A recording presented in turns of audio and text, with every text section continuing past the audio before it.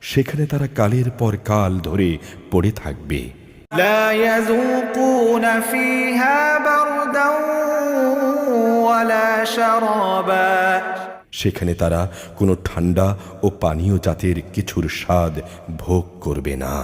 إلا حميما وغساقا সেখানে ফুটন্ত পানি প্রবাহিত পুজ ছাড়া কিছুই থাকবে না। جزاء